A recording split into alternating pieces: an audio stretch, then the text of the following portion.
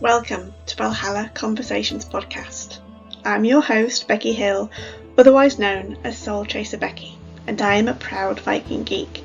I fell in love with the history, culture and mythology of the Viking Age, and I have been on an endless quest for more ever since. Join me as I discuss all things Norse with those who have been inspired by Viking Age history and Norse mythology in their creative works, or those who have studied the sagas and archaeology, and review how such subjects are being presented to modern audiences today. If you like Viking stuff, you are welcome in my Valhalla, and I hope you stay for the conversation.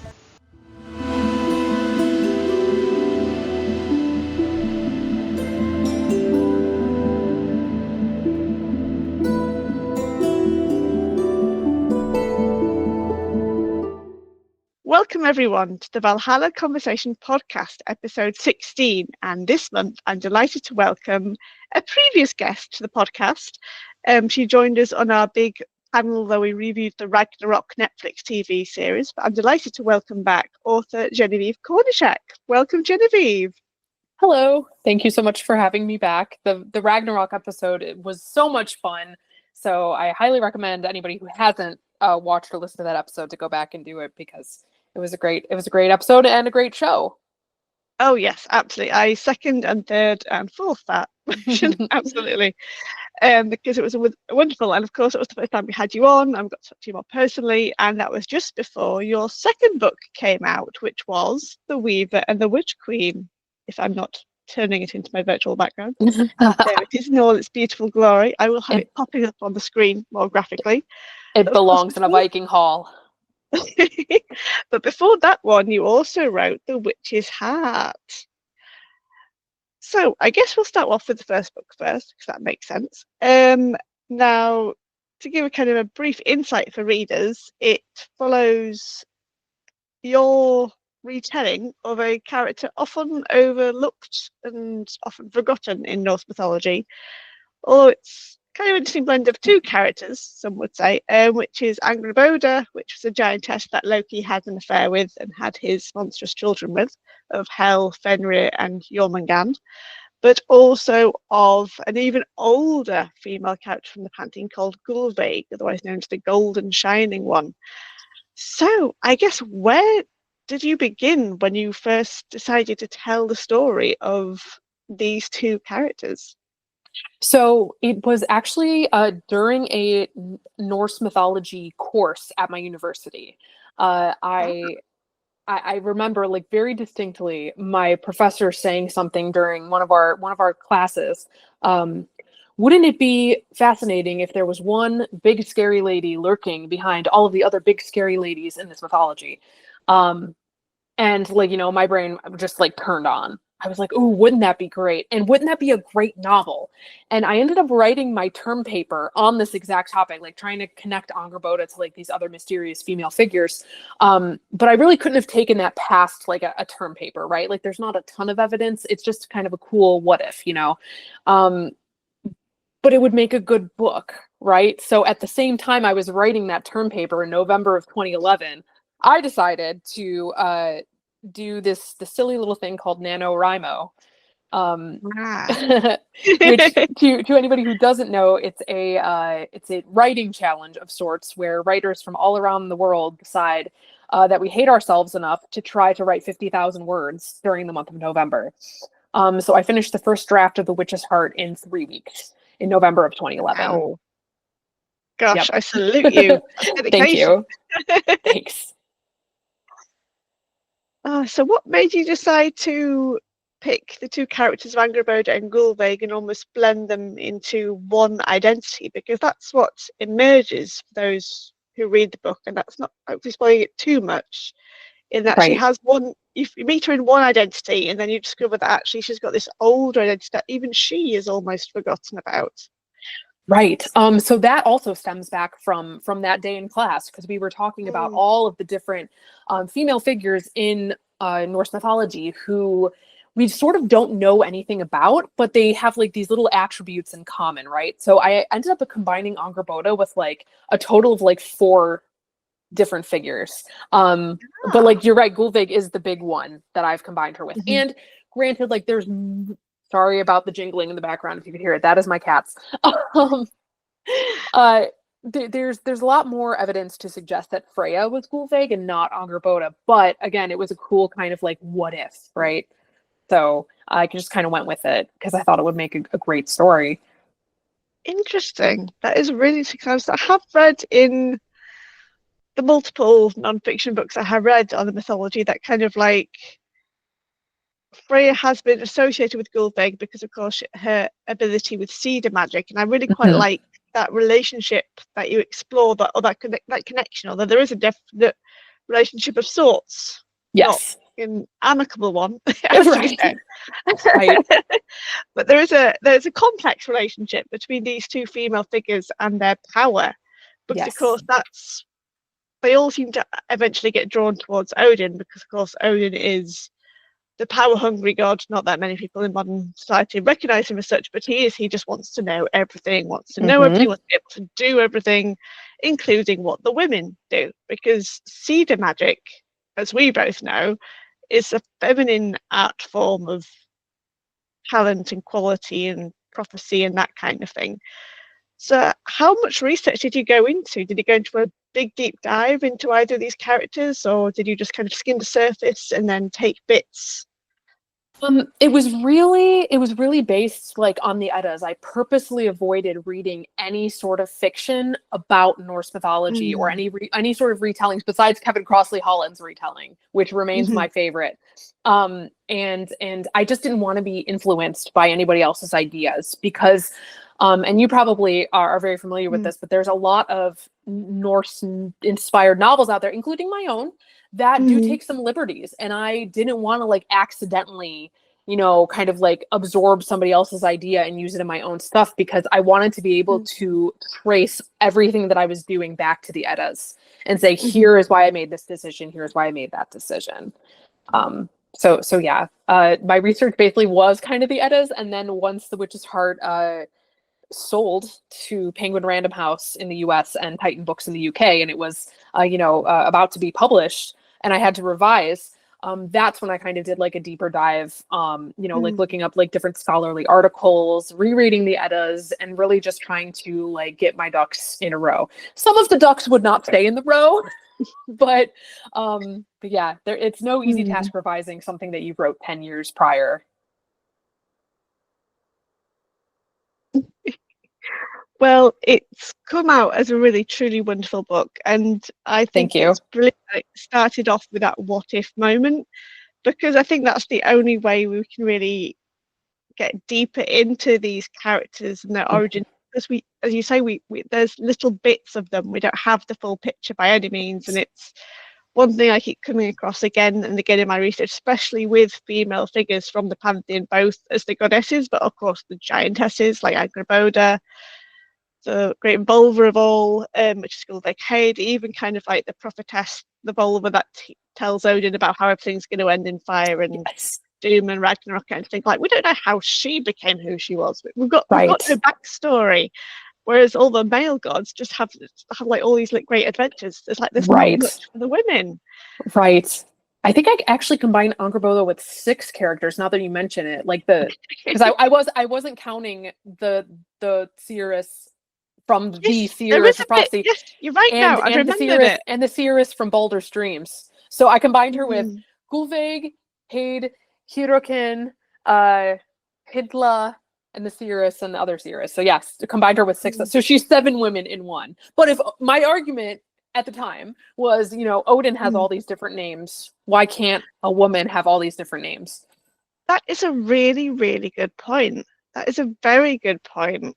And it's Yes. certainly not one, it's certainly not an argument I've come across before. And I thought this is why I find not just the retellings that you and many other authors do, both kind of like in non-fiction, as in kind of like purposefully retranslating the Eddas or Mm-hmm. exploring them in fiction universes which are outside of the Eddas, but kind of exploring your thought process and how you got to that idea in the first place. Yeah. Because it just shows what we're lacking, but also I think I've said this in several episodes now. It's kind of like the boon and the curse of Norse mythology. And that the fact that we have these puzzle pieces missing, it means Yes. that we can play with them very figuratively and literally by inserting, well, it could be this or it could be that, because there isn't anyone around today. Of course, there's no definitive book saying no, this did not happen. It was so and so who did this, and it was so and so who did that. Whereas it is like that with a lot of mythologies and pantheons to do with other belief systems or just general folklore, etc., etc., etc. Right. So yeah, it's fascinating. It is, and that's kind of why I was as straightforward as I possibly could be in the appendix of The Witch's Heart, when I'm talking about all the different figures, because that is like the objectively what the edits say. Like that is, not something I made up. That's what we have of these people. Because the last thing I want to do is like try to rewrite the canon, right? Because The Witch's Heart literally was meant as a what if. It's not supposed to be like, actually, Norse mythology was really this way. It's just like, here is one of the ways that the Norse mythology could be. Because I'm sorry if you've heard me say this before, I've said it a million times, but like if you gave 1,000 different writers the task of writing Angrboda story, you're gonna get 1,000 different stories. And mine is just one of them. No, you haven't said that before, and that's entirely true. And that is really quite what sums up the whole subgenre of Norse fantasy. They're all retellings, unique. I've never come across any one story that is even close to the next one. Even there's like loads of stories about Loki, of course, being the new anti-hero of the 21st century. Absolutely. But they're all distinctly different. They may all be charming and witty, but every Loki has subtle undertones of something else that make him distinct, not just in like is the aesthetics, but just his actual personality. And absolutely, that's the wonder of the imagination. It's just a huge mirror that can reflect so many different ideas around. And it's so fascinating to me that so many, authors have these different takes on figures like Loki, but there are those common threads where you do recognize this character, even though the author has put their own spin on it. And sometimes their interpretation doesn't vibe, and that's okay. I'm sure that there's plenty of people who've picked up my books and got, a few pages in and was like, this is not for me. This is not my Loki. This is not my Norse mythology. And that's okay. I've done the same thing with other people's books. So it's every single person is going to have their own unique take on these things, and that's what's really cool about writing in this genre. I think because there's an episode that will have dropped already when this episode drops on my channel, where I spoke to a wonderful storyteller called, oh my gosh, I can't believe I've forgotten his name. I apologize. I'm going to say it's not Jacob. It's Jason Book. Apologies, Jason. I will remember your name. I knew it began with a J. That's so close. But kind of like, because he himself doesn't quite do retellings, he almost takes elements and aspects of Norse folklore and sometimes a bit of the mythology and makes his own original stories. And he told a wonderful one that was sort of about kind of like a warrior hero going off against the odds. It was a female warrior going off against the odds. And instead of having an element of Odin or Loki getting involved, there was an element of Freya getting involved. And that just, it was amazing. Oh, excellent. I'll have to check this out. He's told the whole story on his YouTube channel. I will put the links below and I will email them to you, Genevieve, before this one goes out.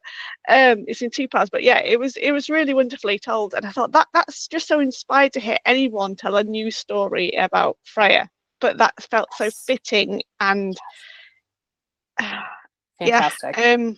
What I was trying to say originally was, when I was speaking to Jason about this, was that we both agree that kind of because of these gaps that we can fill with our own imagination and interpretation and creativity, it helps the pantheon and the characters always reflect what issues or what's going on in our society and our modern mentality today. It's why it's existed for so many centuries. It's not become dated, it's not become old, it's not become fiction such as old days way like kind of the Victorians or the Shakespeare age has. It's just always moved on, even though it's not quite an era like the Victorians and Shakespeare. But that's another way of describing it, I suppose. Right. Yeah. Absolutely. So Loki does, of course, feature in The Witch's Heart because he does have a relationship with Angrboda. But I really quite liked the way you explored, if not enlightened for me at least, his connection with the aspect of Gulveig Hade and finding her heart, the witch's heart, because it was an aspect of that character and her story that I'd never actually come across before.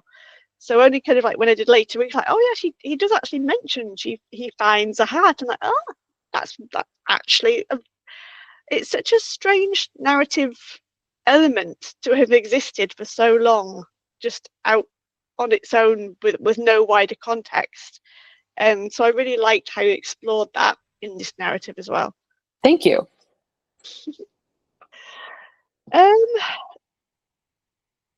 So was Witch's Heart your first book?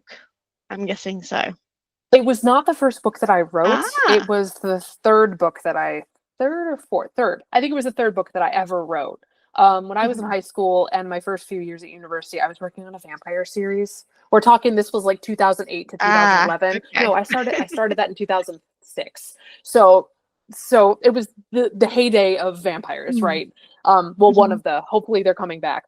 But one of the big eras of like vampire fiction. So I was working on this vampire series, and then I kind of stopped to write The Witch's Heart in the middle of that. I was so productive as an undergrad. Like I wish I could have the same like production level as I did in my early 20s. But yeah, so I wrote those two books, then I wrote The Witch's Heart, and then I wrote two more books of another series. That's kind of like an urban fantasy, but Valkyries. I don't know if it's ever going to see the light of day, but it was a ton of fun.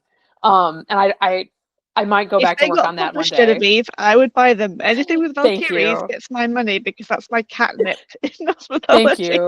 Thank you. They were very, very, very silly, and they were both also NaNoWriMo novels in 2013 and 2015. I wrote those. NaNoWriMo is like a hit or miss with me. Like every other year, I tend to finish it. But yes, I wrote those two. And when I was trying to get an agent, a literary agent, those were the first things I tried when I was querying. The vampire series, no go, and then the Valkyrie series, no go. And I was like, okay, you know what? I've got The Witch's Heart in my back pocket. It's technically part of the vampire series, but I've revised it to be a standalone for publication, which is why, you know, it was like 7 years before I tried to even publish The Witch's Heart. I just kind of sat on it for that time. So yeah. And how did you find the whole process of seeking publication? It was difficult. Quite a hard one. Yeah, it took I started in 2013 trying to get published with the with the vampire book, and then I wrote the Valkyrie book. But 2013 to 2018, I was sending out, you know, dozens of emails trying to get an agent. And it wasn't until 2018 that I started even querying The Witch's Heart. Because until then I was like, well, you know, who's going to read a book like this, where it's just this witch who's sitting in the middle of the woods doing her own thing, hiding from the gods, whatever. And then That's in Your Circe by Madeline Miller came out. And I was like, okay, so maybe there is a market for this type of thing. Yeah. So, but you know, 5 years of trying before I finally got anywhere. So it was tough. So how proud were you when The Witch's Heart finally became this beautiful edition that it is?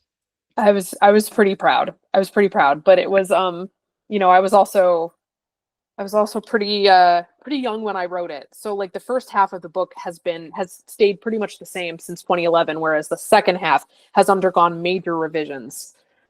So The Witch's Heart got published, and then how was it for you kind of like promoting it, meeting readers, getting it into bookshops, seeing it go on sale online? Because I know I remember messaging you on social media saying I had placed it on order in the UK and then it fell through. But I went to Amazon and then it kind of finally got started. That was wild. It was interesting debuting during we were still in lockdown. It came out in the US it was February of 21, and then it came out in the UK in May of 21.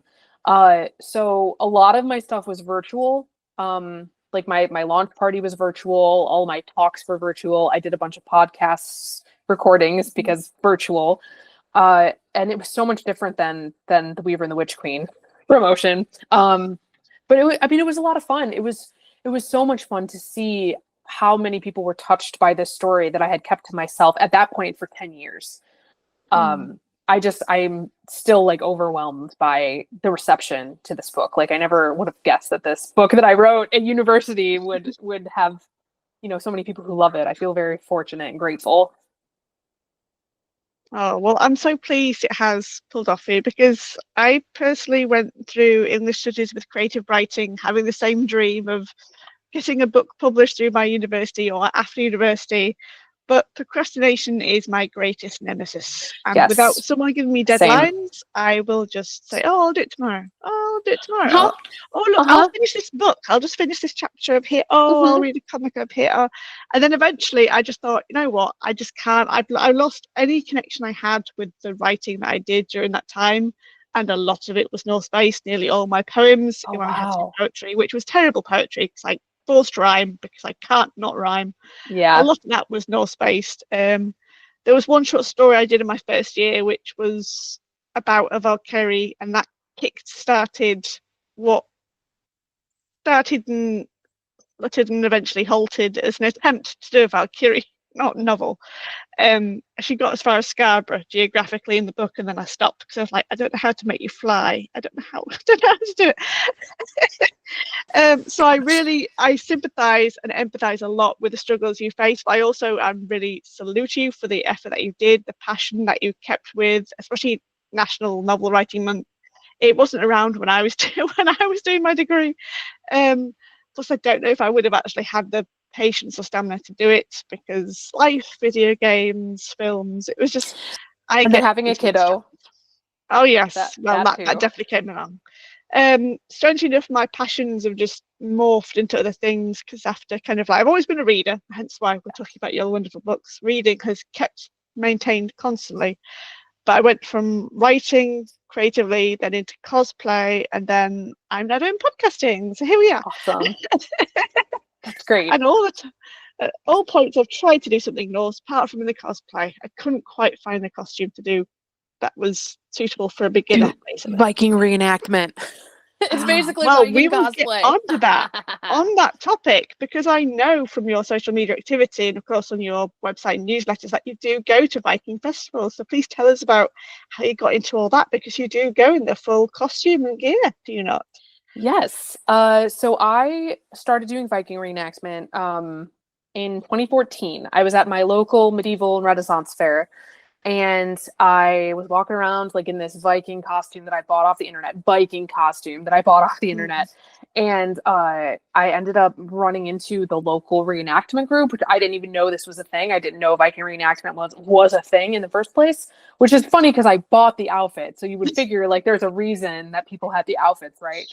And the rest was history, and I'm still with the same group 11 years later. And I started off really like some of my old photos, my kit was not great. And so slowly over the years, my group as a whole, because they started themselves at a Renaissance fair, and they've been around for over 20 years. And just in the past, like since I've joined, we've gotten so much more focused on authenticity and education rather than just the combat, which is what a lot of groups do really, Mm. really well. But our true passion is talking to the public and educating about life in the Viking Age. So I do tablet weaving. I'm a terrible spinner, but I do spin for a demo. At our last event, one of our guys was making mail, like Oh, making the gosh. rivets, Mm. for like rivet by rivet. And there's a video I should find it on Instagram. I think it was just posted by the gentleman who took a Roman reenactor took videos of us at that event, which was really fun. But it's great, and like the public events are great because you get to talk to people, Mhm. and the kind of private events are great too because then you get to sit down with other Viking reenactors, some of Mm. whom are so knowledgeable and are Mhm. so willing to share their knowledge. And it's really every time I go to one of those, it just fills my cup.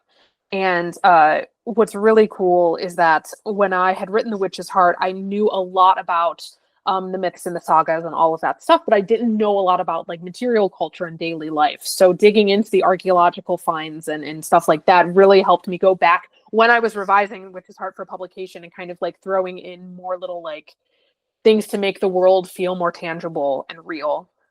Mm. So I guess it's a question I usually start, although my guess at the start, but we'll put it in now because it seems the right time for it. How did you first get into I mean, you mentioned it was in a class about mythology, wasn't it?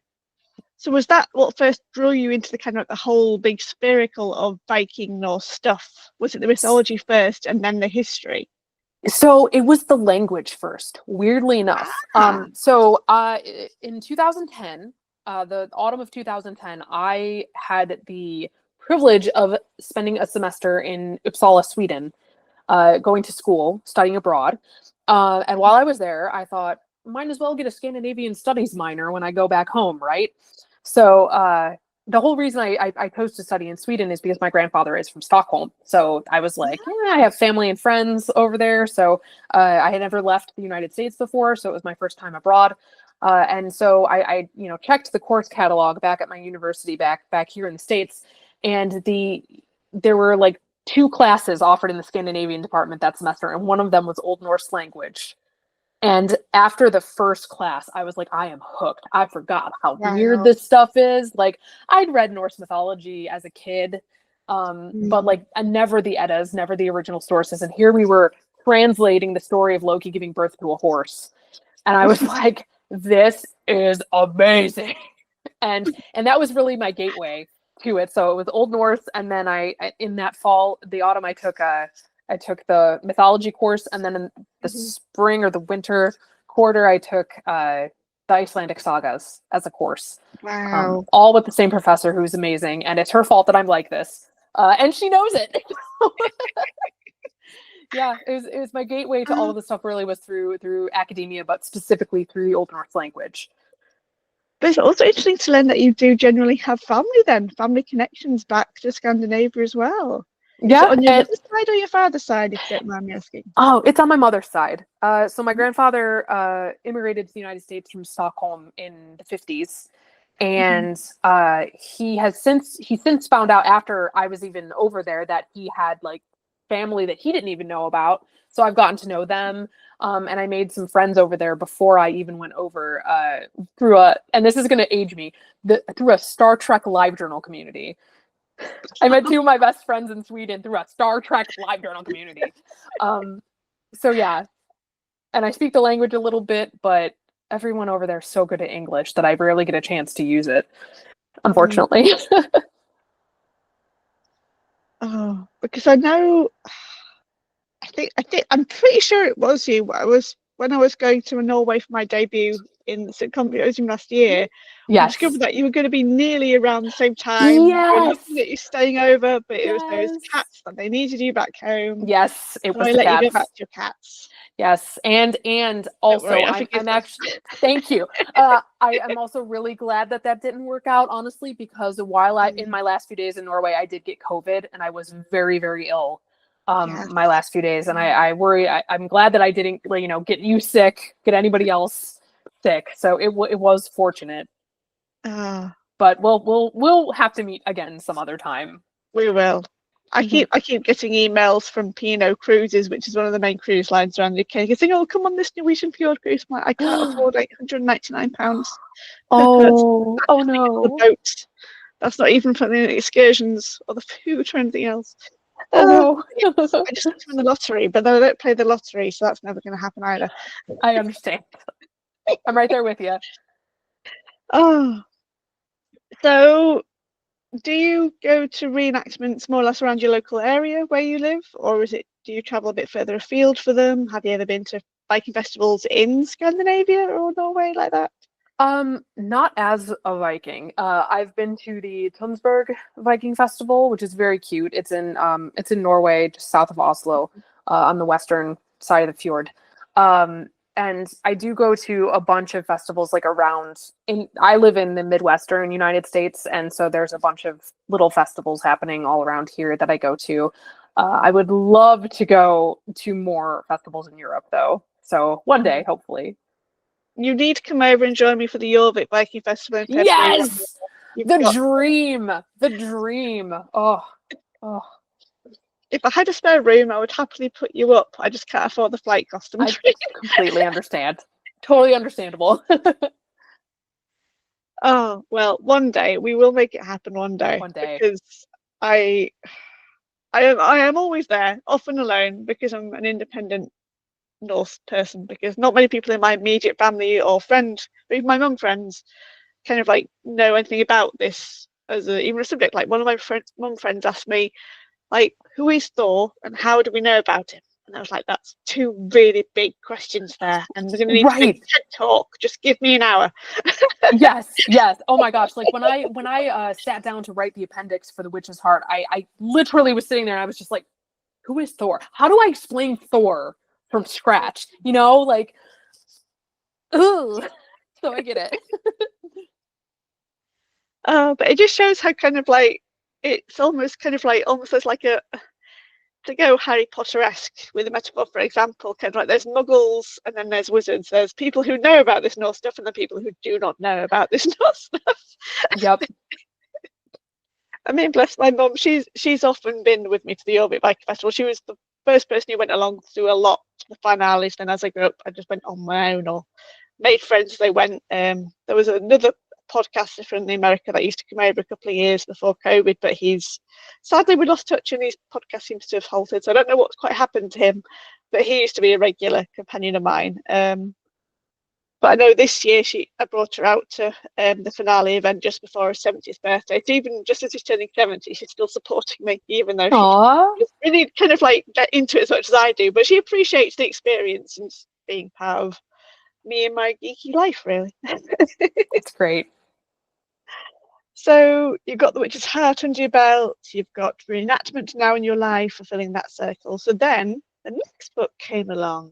This beauty here, The Witcher and the Weaver and the Witch Queen. I always get the middle up, but it's The Weaver and the Witch Queen. It sure is a title. It's lovely. It's like they both have a "w" sound in them, and I really like the kind of like the asymmetry between the two books. And of course, the beautiful kind of like not almost Celtic, but not Celtic. I love it. Not. I love that cover. I love that cover so much. Yes, they've both got really good covers. Really good covers. So, do you would like to tell our viewers and listeners about who features in The Weaver and the Witch Queen? Like, who's the Weaver, who's the Witch Queen, and why? So The Weaver and the Witch Queen is a more fantastical reimagining of the origin story of Gunhild, Mother of Kings, who was a queen of Norway in the early 10th century, who, in a lot of the sources about her, is vilified due to doing villainous things. But she's so fun, and on my I think second reading of Egil Saga, which is one of the more famous medieval Icelandic sagas, she is the arch nemesis of the main character Egil Skallagrimsson. So, and that I'm sorry, I just butchered that. Blah, blah. So sorry. I can pronounce it in my head, but it doesn't really, it doesn't always come out right. I mean, I say it in a very anglicized way. You say it in a beautifully Norse way. Yeah, she ends up being the lifelong antagonist of this famous saga hero who's known for how brutal he is. And so she's a heck of a girl. But I noticed in all her sources that she never speaks with another woman really. Because women don't show up a lot in the sagas, and when they do, it's these elite women with the really strong personalities most often, of which she is one of them. But I'm you know what? She needs two best friends. So I gave her two best friends. And you tore them apart in quite dramatic style. Yes, I sure did. Yep. And while part of me kind of wishes that I had just written Gunhild's story, I really, at the time that I wrote it, I was really wanting to explore the lives of women who weren't elite, who didn't have this high status. So the other point of view character in the book, Otni, she's just a regular farm girl. Her family's poor. And after a raid, she and Gunhild are brought back together and kind of having to deal with the aftermath of everything that has happened. And their goal is to rescue their kind of third sister, Signy, who was captured during the raid and enslaved. So yeah, it's yep. It was the first book I ever wrote under contract, which means that I didn't have the book written first, before it was picked up for publication. And let me tell you, it was really nice with The Witch's Heart having 7 years to kind of tinker with it versus being on that tight deadline. and knowing that people were going to read it. You know, I wasn't writing it just for me. I was writing it knowing that it was going to be published, and I got, you know, really in my head about it sometimes. But overall, I'm really proud of how it turned out. I don't think at the time I could have done any better than I did. So the book, it really means a lot to me. It is superbly written, and you can really see how you've kind of like gone up another level with your storytelling from the witches Thank you. Weave and the Thank Witch you so Queen. much. That means And so much to me. Thank you for saying that. well, it's such an immersive world, and I really like how you've not just focused on Gunhild as the queen as she is in all the sagas, but the life she had before she's the queen, like why she became the infamous queen of villainy, as I Yes. you put it, which I Yeah. love. And And that's not even, sorry, go on. Didn't mean to no, interrupt. no, go on. So actually I am working on a sequel that I don't know if it will be published by my publishers, but it's going to be published somehow. And then I really wanted it to be a trilogy. So she gets more villainous kind of as the third book really is going to be like her corruption arc, the way I have it planned. But you see Okay. the seeds in the Weaver and the Witch Queen of, like, you know, she doesn't always make the best decisions, and that's what I really enjoy about her. Like in the sources, you know, I wanted people who didn't know who she was to read the Weaver and the Witch Queen and say, well, I want to know more about her. And people who did know who she was to be like, you know, I can see her turning into the person she becomes in the sagas. Yeah, I mean, as I mentioned earlier, you've found that gap in the jigsaw and you've made a shape that fits it perfectly to create to bridge the gap between what we know and what we don't know. And of course, you mentioned kind of like the other protagonists, Signy and Ogni, but there's also lots of other amazing, fascinating female characters in there, like the original Bulva, the old witch that teaches Gunhild her magical ways. Then you've got enemy witches, which is like, wow, witches versus witches, that was amazing. Yes, thank And you. but then, of course, you explore the aspect of gender identity and fluidity as well. So you kind of like you cover all the different aspects of being a woman, both as a woman and a woman wanting a woman who feels deep down that she is someone else, not who she's born as, kind of thing. And I mean, I still quite like the character that was the tattooist, because of course you introduced the idea of tattoos, which I know you explained kind of like in, I think you in your author notes, that kind of like historical evidence for it, because of course skin, not much skin is kept apart from the skin that's in I think it's Worcestershire Cathedral, that's been pinned to a door from when they barricaded loads of Vikings in, but that's got no sign of tattoos on. But I just like that idea, because of course kind of like artistic stuff like that was probably not a man thing, it might have been a woman thing, but again, might have been. No one else can tell me otherwise, because no one really knows.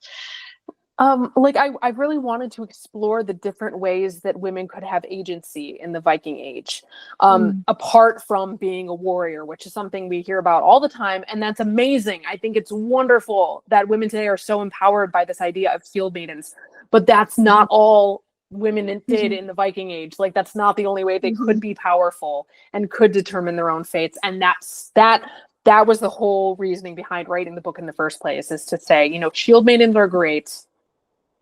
But women deserve to have a choice, like in the ways that they live their lives, even, you know, 1,000 years ago. Yeah, absolutely. You've really touched on all bases, because there's a mother, well, not a mother, is there a stepmother figure? I can't remember if she's a stepmother, but there's a kind of like the woman that when Gunhild goes with Eric, once she's met up with Eric, Gyda. Yeah, yes. She's kind of like a very dominating figure in that household, and I love obviously the her. very hardest to please type. Yes. Oh yes, that's not quite the kind of like typical fairy tale villainous stepmother, but you can kind of get the same vibes and get that tricky relationship and dynamic going on. Right. So when you do get women who want to obviously get their independent selves in their own right and not have it given to them by men, then there is going to be that clash, because it's almost like a power of hierarchy, like who can be more higher up. Yes, exactly. But yeah, it's full of wonderful characters, and I do encourage all readers and listeners to go buy it, download it, listen to it. Is it an audiobook as well? It is, yes. Yes. Right, yes, go get to the audiobook as well. And What are you done with? if anybody has listened to the audiobook for A Fate Inked in Blood by Danielle Jensen, which is also like a Norse adjacent sort of fantasy book, it's the same narrator, Nina Indus, and she is Norwegian. So she does a wonderful job. I've got that book on my to read list, and I haven't yet read it yet. I've got a holiday coming up, so hopefully I might get time to read it. She Awesome. says, forgetting she's got a 4.5-year-old. Is she 4.5 already? Oh my gosh. 4.5 going on 13 with a Saturday, this one. Time flies. I remember, gosh, we've been mutuals on Twitter for a really long time. Yes. I literally remember like you announcing her birth. Man, I can't believe it's been so long. Yep, she's got school coming up in September, so hopefully I'll get some reading time back. Thank you. Excellent. We shall see. Hopefully she'll settle in well. She's a firecracker in her own right. She really is. I mean, like the attitude we give her sometimes comes back at us out of her mouth, and it's just hilarious. It's hard. Yep. Oh my gosh. But yes, they're two really wonderful books, and of course, I must obviously explore how you interpreted Eric Bloodaxe, yet to be named Bloodaxe, in this book, because of course he is equally a part of Gunhild's story. If there is they're very much two halves of the same whole. You can't have his story without Gunhild, and you can't have Gunhild without his story. It's Eric and Gunhild. Mm-hmm. My ride or die, my favorite historical couple. I'm obsessed with them. Obsessed. So would you like to give our readers and listeners a kind of a brief recount of who Eric Bloodaxe is and why he's significant in Gunhild's story? Yes. So Eric Bloodaxe is the second king of Norway. He is the favorite son of Harald Fairhair, who is a legendary king who unified the country in the late 9th century. And Eric being named King Harald's successor ruffled a lot of feathers, because King Harald famously had many other sons with many other women. And upon his death, so according to Snorri Sturluson's Heimskringla, which is the main source that I kind of used for this book, even though there are other Norwegian mainland sources that kind of talk about the formation of Norway and Eric Bloodaxe and all that stuff, I just think the Icelandic versions are like so much more, they read more like stories instead of histories, right? Snorri does a really good job of like pulling you into the story, and yeah, a lot of it is probably BS, but like he's a fan fiction writer, and I'm writing fan fiction of his fan fiction, so like that is what it is. So King Harald handed over power to Eric circa 930, and then when he died circa 933. Eric and Gunhild really only ruled for like 2 years before they were ousted by Eric's youngest brother, Haakon, who was fostered in England with King Athelstan. And then he comes and he ousts Eric and Gunhild. And there's a couple different origin stories for Gunhild. One was that she was a Danish princess, one of the daughters of King Gorm the Old of Denmark, and the other one was that she was a sorceress from Hålogaland, which is the story that I went with in The Weaver and the Witch Queen, because witches, right? So, and Snorri gives us this whole story about how they meet, and Eric is doing his Viking raiding thing in the north of what is now like northwestern Russia, and then on his way back. There's a whole story there with the Sami, and it's kind of offensive, so I changed it. And that's how he meets Gunhild up in Finnmark in northern Norway, and he brings her south with him, and they get married. And a lot of the reason that she is vilified before she even does anything questionable is just because she had such a dominating personality. I mean, like, if your name is Eric Bloodaxe and you're telling your wife to pump the brakes on the murder, what is that telling you about this woman? Like, it's just amazing. So like one of the reasons that they were kind of vilified from the outset is that people didn't like Gunhild. Like, they didn't like Eric because he was going around killing his brothers, but they also didn't like Gunhild because she was such a force of nature. And again, this was before she even did anything bad. So, and that's kind of how their story starts. And then after fleeing Norway, they kind of bopped around the Orkneys and the British Isles, like making trouble, until King Athelstan was finally like, can you guys stop? If I give you some land in Northumbria, like, will you just stop? If you could take Jorvik, just stop with the raiding. And they were like, cool. So they ruled in Jorvik for a time until Eric was killed in battle in 954 in England. Yes, it was an ambush of some sort, I believe. So now, of course, he is famously the original logo, if not face, of the Jorvik Viking Centre when it first opened. And with it being their 40th anniversary, they've brought some retro looks back of kind of a bearded Viking, obviously without the horned helmet. Yeah, and he also had a coin minted at York. So, and I have many replicas of that coin. But yeah, so that's one of the many reasons I would like to go to the Jorvik Viking Festival one day. Just because like that has a special significance like in the story of Eric and Gunhild. And there's a really there's a really funny kind of like anecdote in Egil Saga about what happens when Egil Skallagrimsson meets Eric and Gunhild in York. He's shipwrecked. He already has a feud with them, and there's just a whole like story that cracks me up that happens in Jorvik. So yeah, that's my the one about the praise poem to try and save his head. Yes. And if I remember, Gunhild supposedly blamed as shapeshifting into a bird or something and to try and disturb him so he doesn't get a good sleep, so he can't write a good poem. Exactly. And my favorite part of, and that is why Gunhild, her witch form in The Weaver and the Witch Queen is a swallow, which is also on the cover of the book. Yes. That's from that story, from that anecdote. And my favorite part of that, my absolute favorite part of that story is Arnbjorn, who has kinship ties to Egil.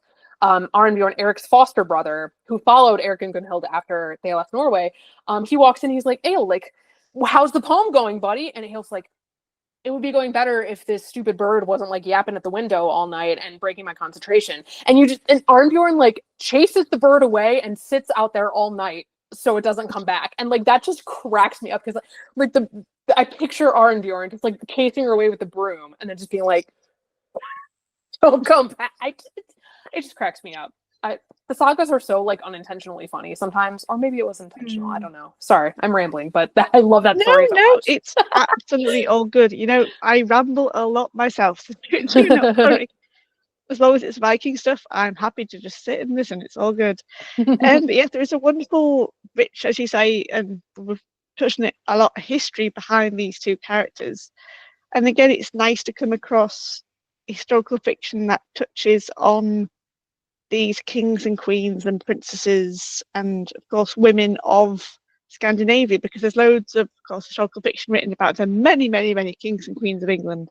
There's only a couple I know of that even touch on Queen Emma and Canute. They're my two favorite kind of like superhero celebrity historical king and queen, because they're both equally as dynamic as Eric and Gunhild without the villainy, of course. But yes, they were amazing. So it's nice to actually touch on the origins of how Norway grew into now, because of course so many people forget that Scandinavia was as fractured as Anglo-Saxon England was. There were so many feuding kings and queens and kings and princes and tribes and clans and whatnot. Because I do remember, I think the first time I came across Gunhild and Eric in fiction was certainly with Eric Schumacher's Hakon the Good trilogy, which explored was a trilogy about Hakon the Good growing up. Oh, and, yeah. I'm not familiar with that. That's awesome. Yeah, he's also done a trilogy about Olaf Tryggvason as well, or who would become eventually Saint Olaf. There's a lot of Olafs in Norse history. It's confusing at times. Yes. But the Hakon the Good trilogy was good, especially because of course Hakon grew up as a Christian and he's came back to a country that's predominantly pagan. And because I remember reading about him briefly in non-fiction stuff and hearing about how he upset a lot of the Jarls and the Gothi at the time because he wouldn't let them eat horse meat at certain festivals because of course it was religious. And he really explores the dynamic and the challenges both kind of like on the surface and below the surface between not just Hakon and Eric rumbling around each other trying to keep hold of the same crown, but also that clash of religions and society and trying to keep peace when everyone's got different opinions and things. So I would recommend that series if anyone's interested. That's awesome. I have to ask, and I know this is going to be spoilery, so I'm sorry.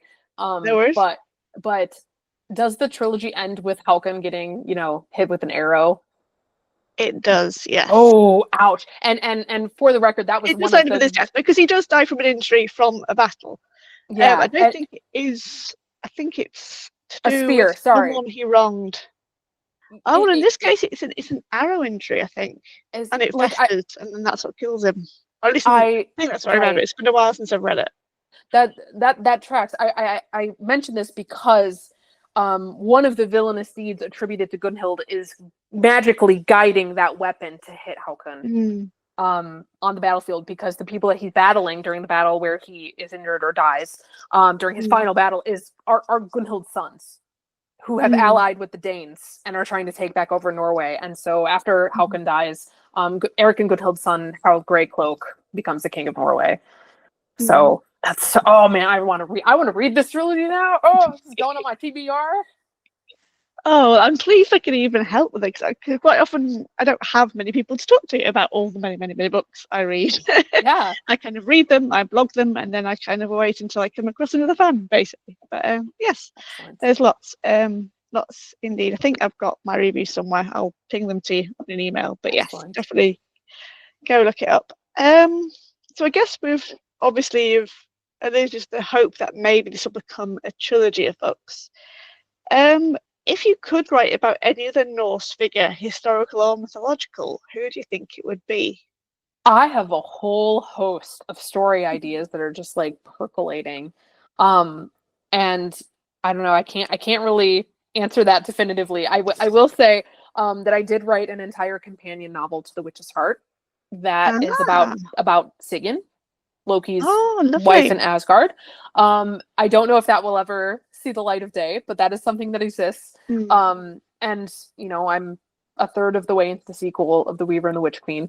And I don't know, like I have so many things like already going on. I couldn't like say for sure like who I would want to write about next. Just because there's so many things already in the works. And I don't know which one of them is gonna stick, kind of. Which is new for me. I'm used to working on just one project at a time and being like super obsessed with that project. So the fact that I have so many things that I kind of started, I'm just trying to wait to get obsessed with something, I guess.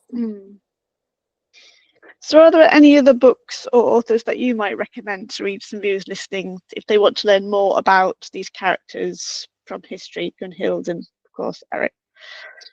Or even Angrboda and Gulveig Hayden, that kind of jazz. I can't really think of any besides like the original sources. Like the Edda's Kevin Crossley Holland's retelling is really good. It's very thorough, which I like about it. I used to recommend Gaiman's retelling. I no longer do that, but it is short and sweet. And you know, has an appropriate amount of nuance. It was a fun little read. But I do like Kevin Crossley Holland's version is chunkier. It goes into a little bit more detail. I really like it. Yeah, I'm just a sucker for that original like you know, poetry and prose that Snorri and the other anonymous authors give us, even though it can be really hard to tackle on your own. Like if you have no familiarity with like medieval sources and medieval poetry, it can be a tough read. So I'm like grateful to people like you who are like making these podcasts and making content that's, you know, meant to educate people about this kind of stuff. So yeah. Well, I try mainly by having guests like you on, because I don't know much myself. I just know what I read, and I quite often can't remember everything that I read, so I can just point people to books. Say, I read that one and go read this one. But yeah, that's brilliant to hear. That was what I was going to say. I think there is. I'm pretty sure I've read this somewhere. There is meant to be a TV series meant to be being in production somewhere in the world about Eric Bloodaxe. So of course, it remains to be seen how they portray Gunhild and that relationship and dynamic, and enlighten her story the way you have, or whether they stick with the current conception of her as a villainous queen. I'm excited / nervous to see what becomes of that show. Just because I enjoyed, it's, you know, by the same guy who made Vikings, History Channel's Vikings, and I did enjoy what I saw of that. You know, they play around with history a lot, and you know, it kind of is what it is. And that show got so many people into this stuff, and like that cannot be discounted. I think it's really important. That show has been really important. But I did not watch Vikings Valhalla because I object to Freydis Eriksdottir as like a shield maiden warrior woman. Like she's cool enough in the saga as she is. And it just like bums me out that it just goes to, you know, I have to be very careful about how I talk about this because my words have been twisted before. Again, being a shield maiden is not the only way to have power. So the fact that like they made her shield maiden instead of like kind of giving her the nuance that the Vinland sagas do, kind of bummed me out. So I do worry about what they're going to do with Gunhild, but I am excited to see the show. How could I not watch the show, right? Like, I know if it's something I often find when I do speak, especially to kind of like academics or people who've done the research and like yourself, they know the sagas, they know the language, they know as much as we can know about what should or did happen. They'll either watch with bated breath and grinding teeth, or they'll watch 5 minutes and can't stomach anymore because it irks them too much. Obviously, me coming from kind of outside of that sphere, I can have the fourth wall of disbelief. I can forgive and forget because I see the interpretation more than the accuracy or the authenticity. Because absolutely, nothing's going to be entirely authentic because it's so far removed from our past time and culture and presence of mind and ability and our lifestyle and everything else.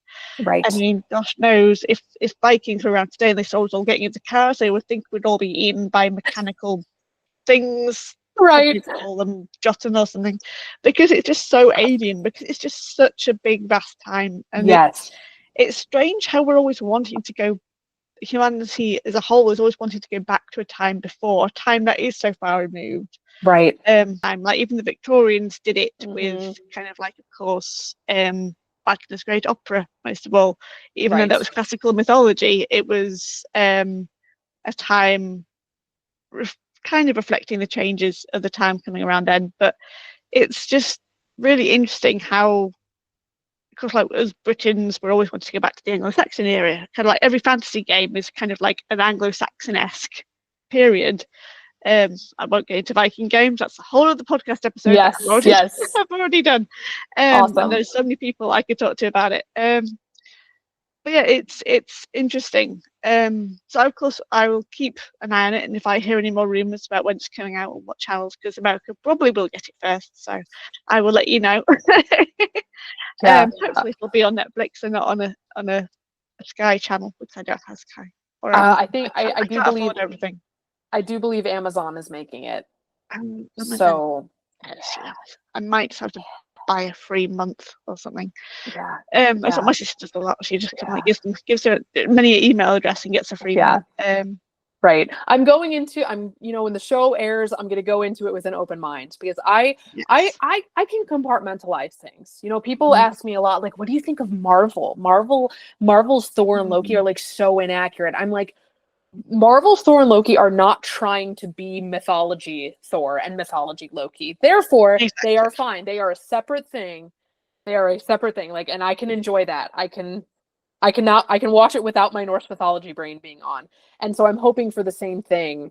And I'll probably go back and watch Vikings Valhalla one day too. I'll be honest. I don't like being a hater. I like liking things. You know, like I that's not the energy that I wanna bring to the vibe. That's not the vibe I want to bring to the function. Being a hater, you know? So well, if you ever do get into watching Vikings Valhalla, I've also done a review panel series of that as well. So. Oh really? Okay, cool. Yes, I did it with some wonderful historical authors called Patricia Bracewell and Helen Hollick. Hello, Pussycat. Sorry about him. It's all right. It's fine. Cats are cats. Because they've written historical fiction about Queen Emma, and King Canute. We also had Sharon Bennett Connolly, who's a wonderful British historian who really ups and promotes women figures throughout history. She's done a wonderful book on Scottish queens. She's done about women and the anarchy of women, kind of like the different feudal queens that we've had in our British history. Fantastic. And I think she's got another book coming out soon about kind of like it's a really long title, but it's a spin on kind of like the good, bad, mad, and not good to know. But she's kind of expanded it to kind of like not mad, not bad, but just defiant kind of thing. Something along Right. those lines. She's got that in the Nice. pipeline, but she's a really good one to look at if you want to know about more powerful, amazing women in history, mainly British, of course. Awesome. Because she knows everything there is to know about Emma, and of course King Canute's travels and that kind of thing. And then in the later two series, we have Justin Hill, who wrote a lot about Harold Hardrada in historical fiction. Okay. In his amazing book Viking's Fire, because Harold Hardrada is another epic hero of mine. Because his life before he became Harold Hardrada is absolutely amazing. Yes. Oh, I have his saga sitting on my TBR, like right over there. So yeah. But yeah, he was just such a guy before he became the guy that we all know him to be. And thankfully, the series does touch on that aspect of his life, although they do, of course, have lots of dramatic licenses, and there is a lot of time Doctor Who wizardry going on, because of course Queen Emma wasn't around when Harold Hardrada was around. One of them was really old, one of them was a baby historically, or the other way around. No, yeah, Queen Emma was really old. Hardrada was very young because they were a time of their life in the series, and that just doesn't add up logically. So wibbly wobbly, timey wimey.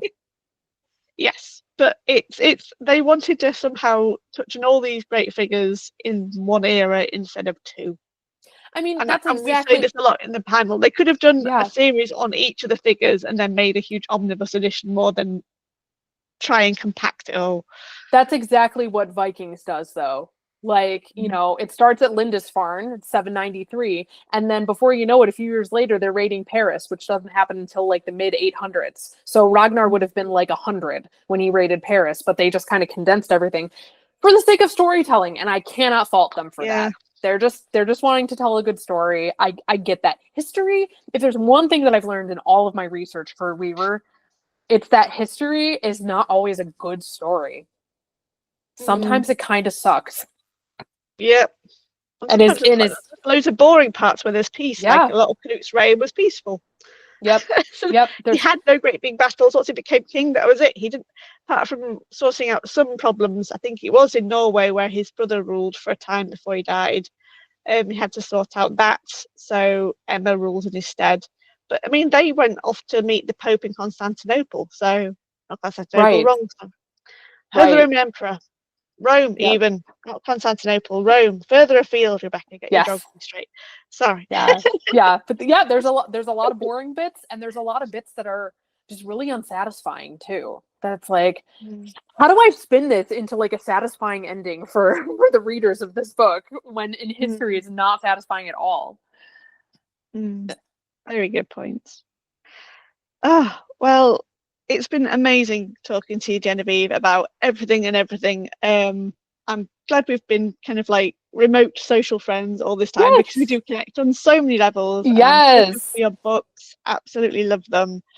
Of Thank course, you when so I much. hold them, I devoured them, and they're gorgeous covers. And I, of course, wish you best of luck in any writing projects coming up, whether it's the same characters or new ones. And I look forward to seeing what you get up to next. Thank you so much. Let me know. Thank you. It's so been a much pleasure. for being on the podcast. Thank you for having me. You're very welcome. Do viewers and listeners, please do subscribe to the channel. Next month's episode will feature another amazing author, Caitlin Felix. She's got her debut novel out, Rand's Daughters. Have you read it yet, Genevieve? Yes, I beta read it. Oh, Katie's been one of my internet friends for a long time. So it's wonderful to see her release this book at last. I'm still working on rereading the final edition that just was released, but it is so much fun. I really loved it. I think I can't remember what I put in my review, but there was so much I could put in my review, because it was just like a huge spiel of love and affection and admiration and respect for how she did it. Absolutely. I think she shows that you don't have to have a male hero like Bernard Cornwell's Uhtred to have a historical adventure. You can have it as a woman, and it can still be a historical adventure novel. Absolutely. But yes, she's coming up as episode 17. Hooray! She'll be coming out in August. I can't wait to talk to her about it, because I know she did send me I think it was the final the advanced reader's copy version, and I devoured it like in 3 days, or 3 nights, I should say, because I just couldn't put it down. It was just It's wonderful. Awesome. So yes, so please do stay in touch, dear viewers and listeners on YouTube and Spotify, wherever you're listening and watching today, and we shall see you all in Valhalla again soon. Thank you very much. Thank you.